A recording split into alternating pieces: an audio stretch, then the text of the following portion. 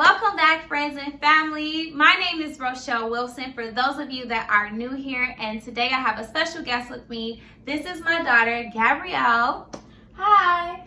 So today we're talking about 5 things that every junior high student needs to have before they start the school year. So whether you're a teacher, a parent, or a junior high student, especially if you're a junior high student, I need you to listen up to make sure you have a pen and paper, take notes, talk to your child if you're a parent, or just be ready to support your students if you're a teacher.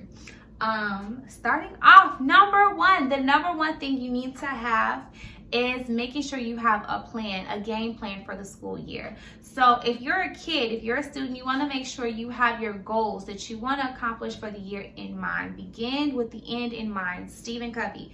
Get that book, 7 Healthy Habits for Highly Effective People. If you don't have that book, get that book for sure. But Stephen talks about beginning with an end in mind. Know what you want your school year to look like. Visualize what that school year looks like. The optimal school year, everything that you want, your checklist, goals that you have, anything you want to accomplish. So Gabby, can you tell us about 3 goals that you had when you were going into 6th grade? What were 3 goals that you have for yourself?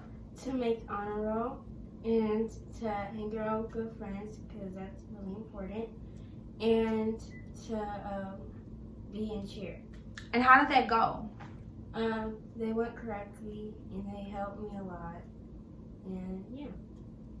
Awesome. So she had those 3 goals in mind, 3 things that she wanted to do. With her knowing that what she wanted to do, she talked to me as her mom and told me those things, that what she wanted to do: make good grades, make some new friends. She started a new school last year, and to be on cheerleading. So I was able to support her because I knew what she wanted, what her goals were.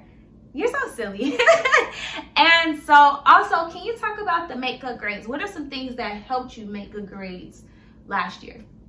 To talk to my mom about it, and to go to the teacher for help, for assistance, and to try my best, even when you're not confident. Always try your best. You can't go wrong when you try your best. Like, let's just be honest. You can't really truly go wrong if you're trying your best and giving your best effort. So overall, I even have her little picture here, so I'm gonna show it. Her as a cheerleader. She was a cheerleader, and I wish I had her grades. Yeah, she made the honor roll. She made some wonderful grades. And what was the other goal? Making new friends. Did you make some new friends? Yes. Awesome. So making some new friends. So regardless of whether or not you are at a school that's a K-8, Gabby's school is a K-8. She transferred into the school, but basically you go to the same school from kindergarten through 8th grade.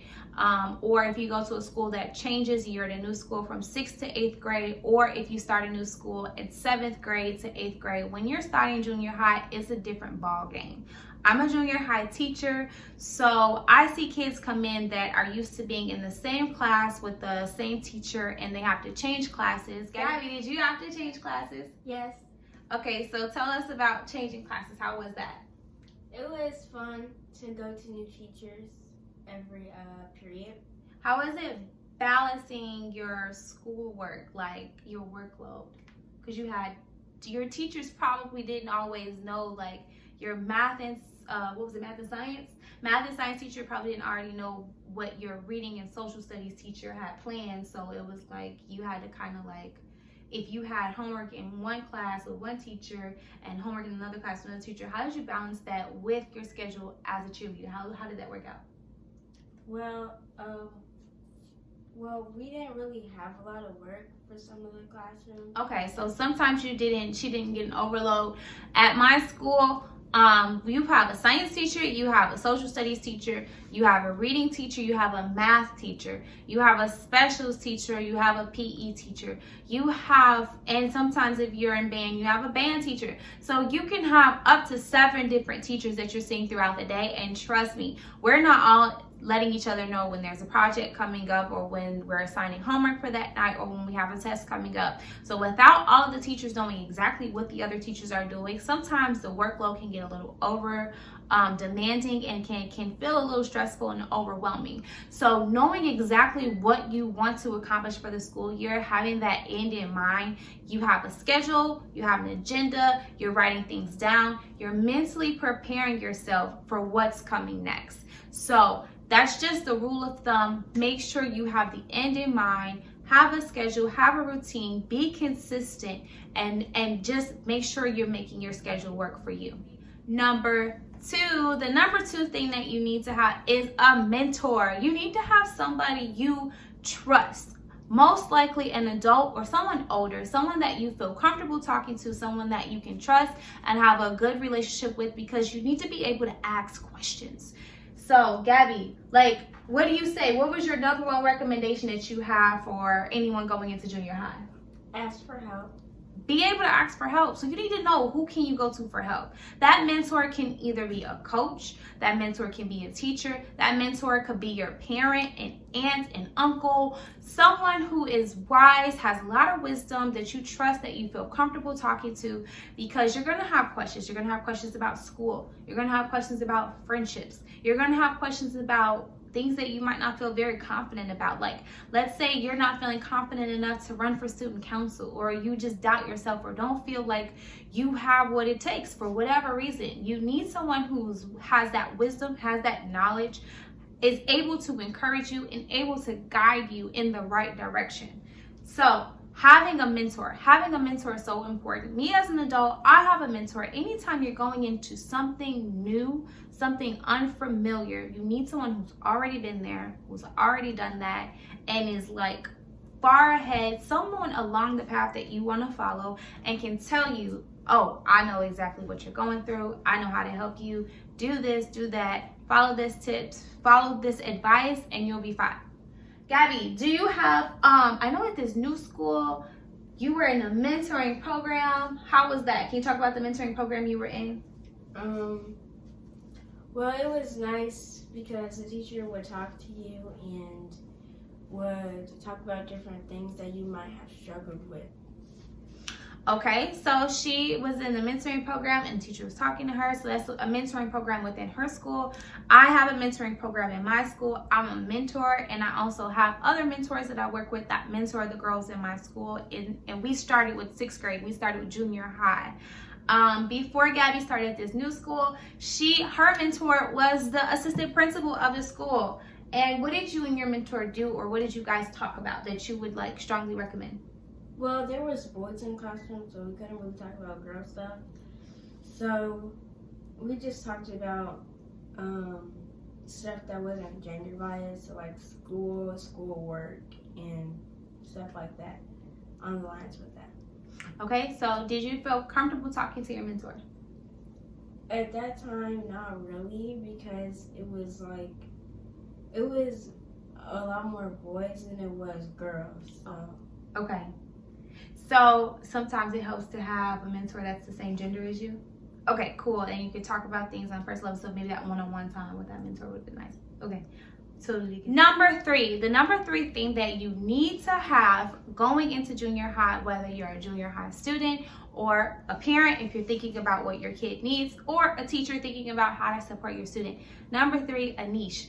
You definitely want to have a place, a comfort zone, a place where you feel safe at school, a place where you are able to grow and get better at the gifts and the talents that you already have. So Gabby, her thing was cheerleading. She wanted to go for the cheerleading team, but Gabby was also involved in mentoring. She had a mentoring group that she was a part of, and Beta Club. She was also in Beta Club. So being in different things to help her. So Beta Club that aligned with her academic goals, mentoring, helped her with her friendship goals, and cheerleading was her personal goal to grow as a cheerleader and be an accomplishment for her as well. So having that place where it lines up with the goals that you have, you feel safe, you feel comfortable, you're able to be yourself, and you're able to make friends with people that you have the same goals as, or just the same interests as, things that you're interested in. What are some things that are some clubs or activities that kids can do at your school?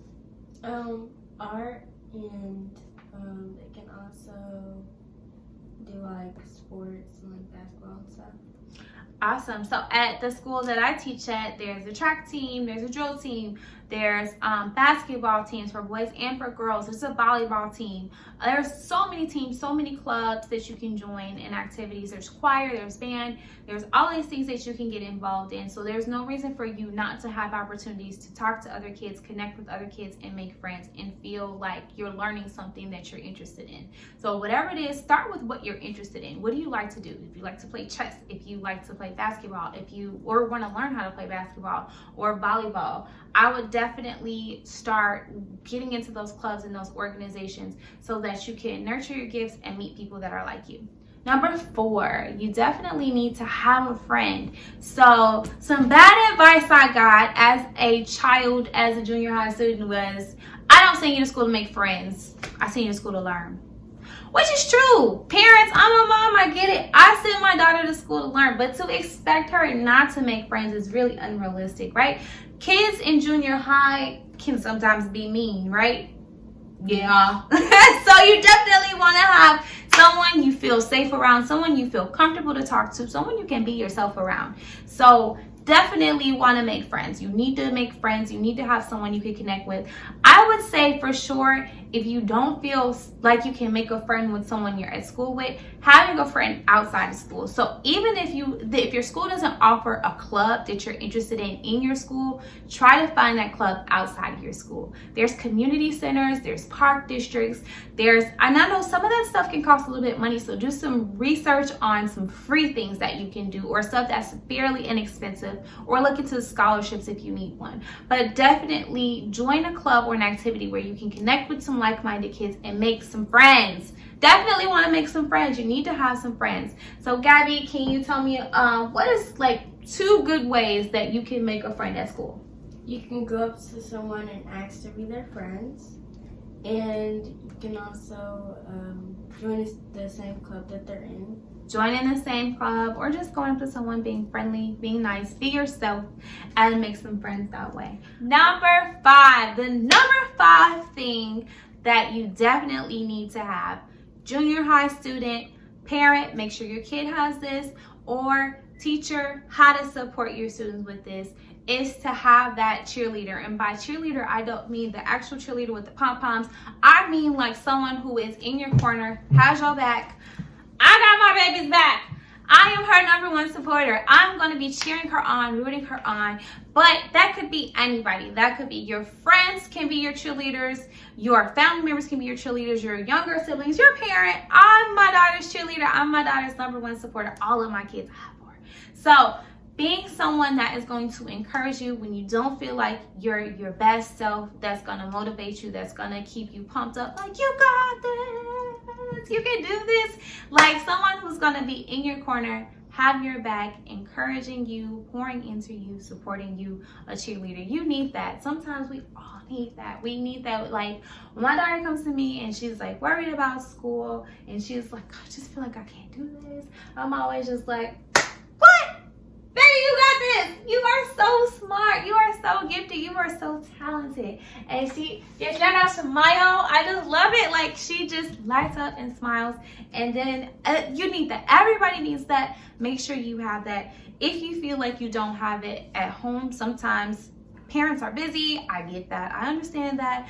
Or whatever may be going on. Find it. There's someone there that believes in you. Honestly, I'm a teacher too. I'm going to pour into my students. Teachers go into it because we love kids, because we support kids. Find that teacher, connect with that teacher. Find that person, your friend. Name 3 people in your life that you feel like are your biggest cheerleaders. My mom, my dad, and my grandma. Mom, dad, grandma, boom, off the bat.